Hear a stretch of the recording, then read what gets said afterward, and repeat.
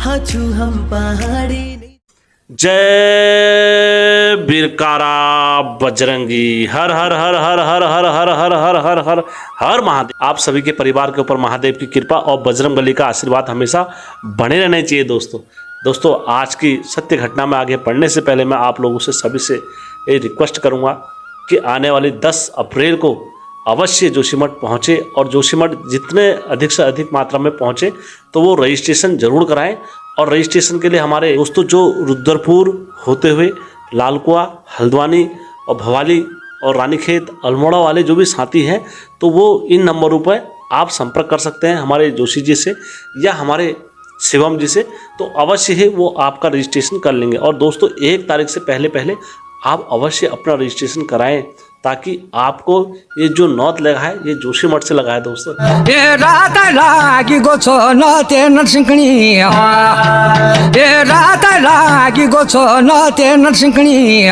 और इस टाइम पर ये आपका आना बहुत अति आवश्यक है। जो धामी लोग हैं, ऐसे सकारात्मक लोग चाहिए दोस्तों वहाँ पर जो अपने धर्म को और जिन पर धामी का अवतार हो नरसिंह देवता का, तो वो लोग अवश्य आए और आस्थामान जिनके घर में नरसिंह देवता है वो अवश्य वहाँ पर पहुँचे।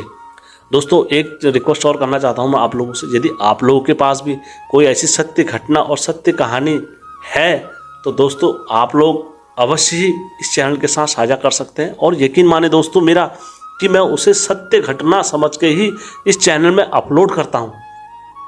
तो दोस्तों हमेशा की तरह कहानी में आगे बढ़ते हैं सत्य घटना में। दोस्तों जब मैं जोशीमठ में पहुंचा, वहाँ पर पहुंचने के बाद जब मुझे ये सारी चीज़ें वहाँ के पुजारी लोगों से, वहाँ के जजमान जी और वहाँ के लोकल जो आदमी थे और जो नीचे कार्यकर्ता थे, जब मैंने वहाँ पर देखा धारा का स्रोत सूखा हुआ है तो मेरे को दोस्तों अंदर से इतना वो फील हुआ कि लग लो जैसे मुझे अंदर से इतना फील हुआ मानो कि जैसे अपने घर में कुछ ऐसा हो गया हो कि कहीं से कुछ आ रहा हो और वो चीज़ अचानक बंद हो गई हो। दोस्तों ये कृपा जब मेरे को ऐसा लगा वहाँ पर, और मैंने सोचा कहीं ना कहीं नरसिंह देवता की कृपा यहाँ पर थी और यहाँ पर से भी अगर नरसिंह देवता की कृपा अगर जाती है तो दोस्तों कहीं ना कहीं हम जितने उत्तराखंड वासी हैं सबके घर घर से कृपा जाती है, क्योंकि जड़ है नरसिंह देवता की वहाँ पर से नरसिंह देवता ने 4 वेद, 14 शास्त्र, 18 पुराण अर्जित करे हैं और चौखंडी धुनी वहां पर रमाई हुई है। नरसिंह देवता 4 वेद, 14 शास्त्र, 18 पुराण जो पढ़ी हाली, जोशी मठ में चौखंडी जो रमाई, बड़ पीपल गायन जो जलाई, नौनिया बदन में बभूति जो रमाई, श्री हरि विष्णु को ध्यान जो लागो। तो ये मेरे दिमाग में बार बार घूम रहा था दोस्तों, क्या नरसिंह देवता का ऐसे स्थान से जल लुप्त हो जाना कुछ ना कुछ संदेह हो सकता है, कुछ ना कुछ संदेह हो सकता है। तो मैंने कहा इस बारे में कौन मुझे बताएगा। मैं अपनी अंतर आत्मा से पूछता रहा 2 दिन तक दोस्तों। मेरे को नींद नहीं आई कि यार ऐसा क्यों हुआ, किस लिए हुआ, कहाँ हुआ, क्या हुआ। प्रश्न चिन्ह मेरे पे इतने लगे थे कि मैं अपने आप मेरे दिमाग में और मेरे मन में इसका कहीं उत्तर नहीं मिल रहा था। फिर दोस्तों मैंने क्या करा, अपने दोस्त से फ़ोन करा। मैंने कहा यार वो एक हमारे मित्र रहते थे उत्तरकाशी साइड में, तो मैंने वहाँ उनको फ़ोन करा। मैंने कहा यार क्या हो सकता है दाजू, मतलब ये चीज़ में कैसे हम इस चीज़ का वो कर सकते हैं। तो दोस्तों जैसे हमारे उत्तरकाशी में चेतन माता भी रहती है, हम चेतन माता से भी मिल के आए वहाँ पर और बहुत अच्छा लगा मुझे चेतन माता से मिलने के बाद भी। तो दोस्तों जब मैं उत्तरकाशी में मैंने हर एक दरबार में जब मैंने गया पूछ कराने के लिए, तो दोस्तों एक प्रसिद्ध दरबार था और अधिकतर तो मैं जहाँ भी गया निमंत्रण देने गया, लेकिन जहाँ मुझे नरसिंह देवता का जहाँ मुख्य दरबार था तो उस स्थान पर जब मैं पहुँचा तो दोस्तों आप देख सकते हो, मैं खाली उस दरबार के आपको जूते चप्पल दिखा रहा हूँ कि कितने लोगों की वहाँ भीड़ थी, आप इससे अंदाज़ा लगा सकते हो। तो दोस्तों इतने जूते चप्पल वहाँ पर रखे हुए थे। तो वहाँ पर दोस्तों अगर आपको मैं वहाँ का जो नियम है पूजा का, मैं नियम बता देता हूँ, क्योंकि मैं उनका नाम और ये सारी चीज़ें उच्चारण नहीं करूँगा, क्योंकि उनने मुझसे बोला था कि हेम भाई आप हमारे बारे में बताना मत, हमारी रिक्वेस्ट है। और ये कहानी मैं किसी और की नहीं बता रहा हूँ, ये अपनी बता रहा हूँ, बीती जो है। तो दोस्तों जब मैं वहाँ पर पहुँचा, पहुँचने के बाद जब मैंने देखा कि इतनी भव्य दरबार था, बहुत सुंदर था कि मन कर रहा था कि यहाँ ही दरबार में बैठे रहूँ एक आध घंटा और या 4-5 घंटा और। इतना भव्य दरबार था और कहीं ना कहीं नरसिंह देवता की कृपा थी वहाँ पर, तो मेरा मन वहाँ पर बैठने को करा काफ़ी देर। जब मैं बैठा वहाँ पर तो दोस्तों जिस दिन मैं पहुंचा, ऐसा नहीं कि मुझे वो बहुत पहले से जानते हो और मेरा बहुत पहले से उनसे अच्छा परिचय हो और बहुत अच्छे से जान पहचान हो, ऐसा कुछ नहीं था दोस्तों। क्योंकि जो मेरे मित्र थे उनसे तो मेरी जान पहचान थी, लेकिन उनसे मेरे ऐसी कोई जान पहचान वगैरह कोई ऐसा टर्म्स और कोई ऐसी चीज़ें नहीं थी। उस दरबार का नियम बता देता हूँ दोस्तों।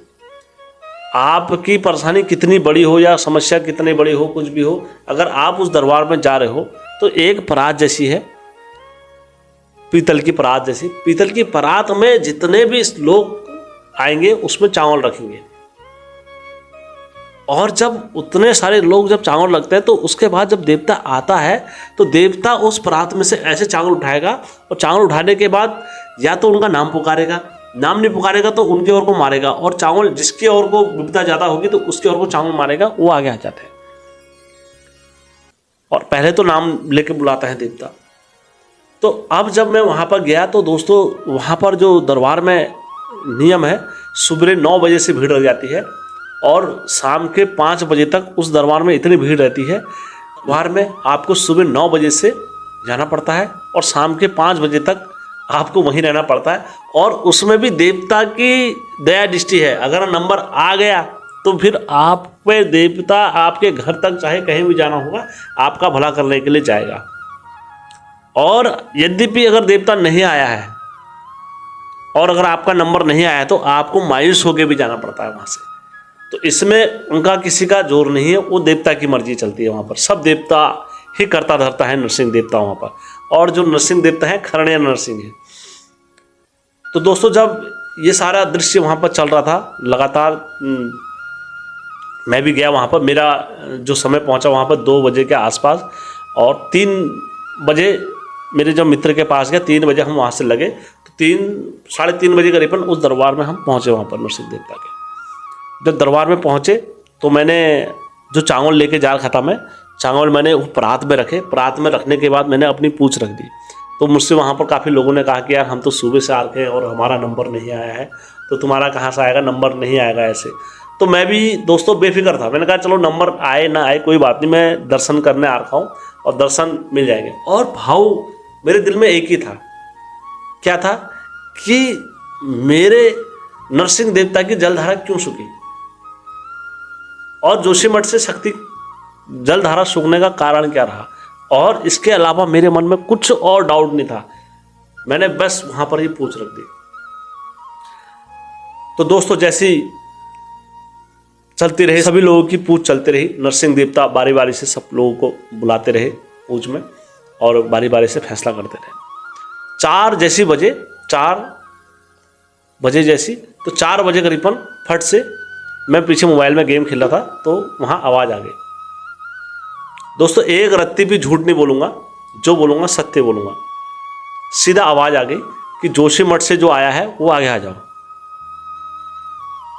और जैसी मेरे को आवाज़ आई तो मैंने आनंद फानंद में मोबाइल ऐसे इधर रखा, और रखने के बाद मैं आगे चले गया। मैंने कहा जय हो प्रभु, आपने मुझे बुला दिया, मेरे लिए इतना ही काफ़ी है। इतने लोगों के बीच में आपने मुझे मौका दे दिया, तो मेरे लिए तो यही सौभाग्य है।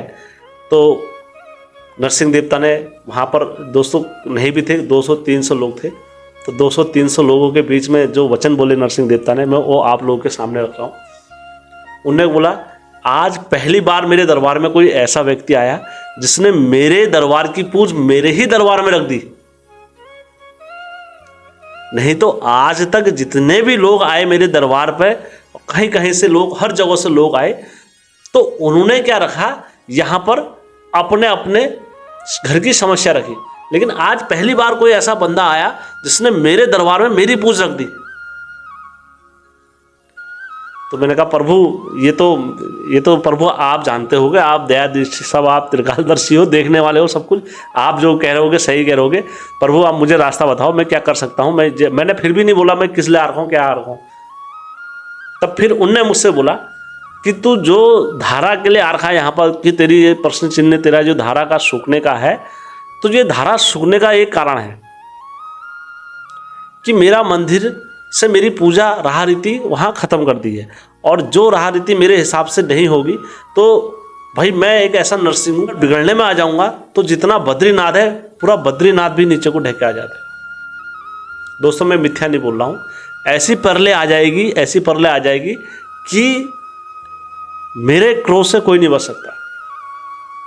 मैंने कहा प्रभु आप तो दया दृष्टि हो, आपको तो लोगों के हित में, और प्रभु आप तो दूधाधारी हो, और आपको शांत स्वरूप में जनता का रक्षा करने के लिए हो प्रभु। और आपका जो इतना क्रोध है मैं समझ सकता हूँ, जायज़ हो, लेकिन फिर भी सब आपके बच्चे हैं और आपको एक समान दृष्टि और एक समान नज़र रखनी चाहिए। प्रभु आप भला करो प्रभु सबका वहाँ पर। मैंने कहा प्रभु आपको पता लग गया फिर मैं किस लिए आ रखा हूँ जलधारा के लिए। मैंने कहा प्रभु वो जलधारा कैसे प्रकट हो सकती है, आप मुझे वो बताओ। आप लोगों को यकीन नहीं होगा जब मैंने ये बात बोली कि प्रभु कैसे वहाँ जलधारा प्रकट हो सकती है, मुझे वो बताइए प्रभु। तो दोस्तों यकीन नहीं होगा आपको, जो गद्दी पे बैठे थे वो भावुक हो गए और उनके नेत्रों से अश्रु बहने लग गए। इस तरीके से अश्रु की धारा थी कि जैसे कि गद्दी में से ही अपने सारी वाक्या बखान कर रहे हो। जो उनके नेत्र थे वो बयान कर रहे थे कि यार वाकई में वहाँ पर ये चीज़ हुआ है, तो कहीं ना कहीं उनको भी हर्ट था। तो जब जैसी ये बात मैंने उनसे बोली तो उन्होंने कहा देख अगर तू चाहता है वो जलधारा को निकालना तो मैं पुनः उस जलधारा को निकाल सकता हूँ। मैं वो नरसिंह हूँ, शायद मेरी शक्ति को कोई जानता नहीं है। मैंने कहा प्रभु आपकी शक्ति को तो हर कोई जानता है। दोस्तों मैं जो कुछ भी बोलूँगा सत्य बोलूँगा, सत्य के अलावा कुछ नहीं बोलूँगा। इस बात के गवाह वहाँ पर नहीं भी हैं, 300 लोग हैं और उत्तरकाशी से 4-5 लोग और हैं इस बात के गवाह। दोस्तों मैं मिथ्या नहीं बोलूँगा। तो दोस्तों जब उनने कहा कि मैं उस जलधारा को निकाल सकता हूँ पुनः, लेकिन प्रश्न चिन्ह यही है कि जब मैं जलधारा को निकालूंगा तो मेरे पूजा वहाँ पर मेरे हिसाब से होनी चाहिए, पूजा विधि विधान से। मैंने कहा प्रभु ये तो आप ही करवाने वाले हो, सब कुछ आप ही हो प्रभु, हम तो निमित्त मात्र हैं।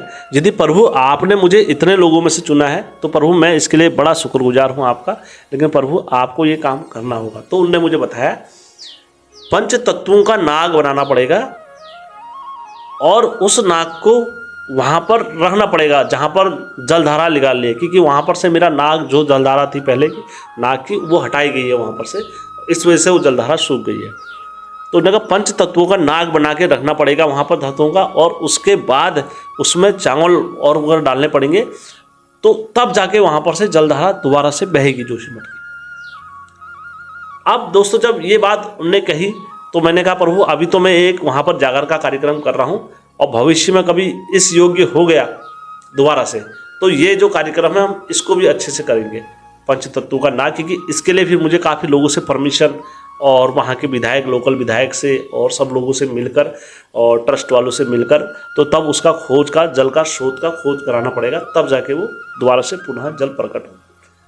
तो दोस्तों फिर मेरे को उनने आदेश करा, आदेश करने के बाद उनने कहा जा तू कभी ये मत सोचना कि तेरे पीछे नहीं हूँ मैं। दोस्तों मैं इस बात के लिए आपको जहाँ पर कहोगे, जिस मंदिर में कहोगे वहाँ पर हाथ रख दूंगा, क्योंकि मैं सच बोल रहा हूँ कि वहाँ पर से मुझे आश्वासन मिला कि जब तक मुझे आश्वासन दिया नरसिंह देवता ने तू जो काम कर रहा है तेरे पीछे मैं खड़ा हूँ और तेरे को मैं अकेला नहीं छोड़ूंगा इस काम में, जा। तो दोस्तों जब ये बात उनने मुझसे कही तो थोड़ा मैं भी भावुक हो गया, ये सुनकर एकदम से मेरे भी आंसू बहने लग गए थे, लेकिन मैंने अपना आप को संभाला। संभालने के बाद फिर मैंने मन मन में सोचा, अगर मैं आपसे भी यही कहता हूँ दोस्तों, अगर रोना है किसी के लिए तो अपने देवताओं के लिए रो, अगर रोना है तो अपने इष्ट के लिए रो, रोना है तो दोस्तों अपने के लिए कभी मत रो, अपने स्वार्थ के लिए कभी मत रो, अपने देवताओं के चिंता करो दोस्तों, तब आपको क्या होगा, अवश्य ही देवताओं की कृपा प्राप्त होगी।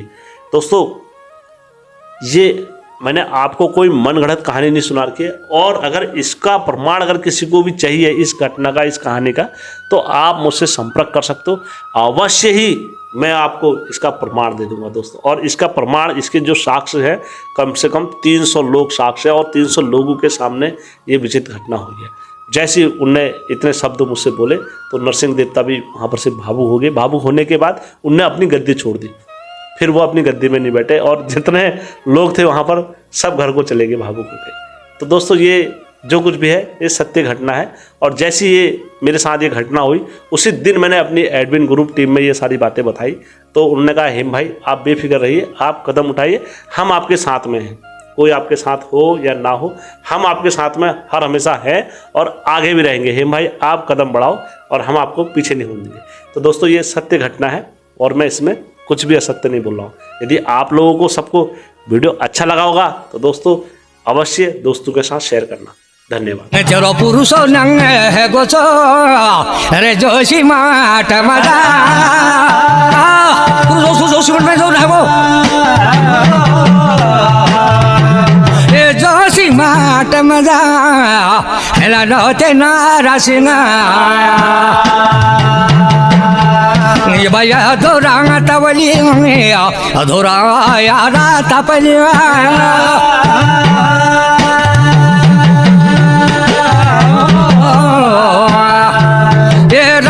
लागी गोछो नते नरसिंहनी ए रात लागी गोछो नते नरसिंहनी।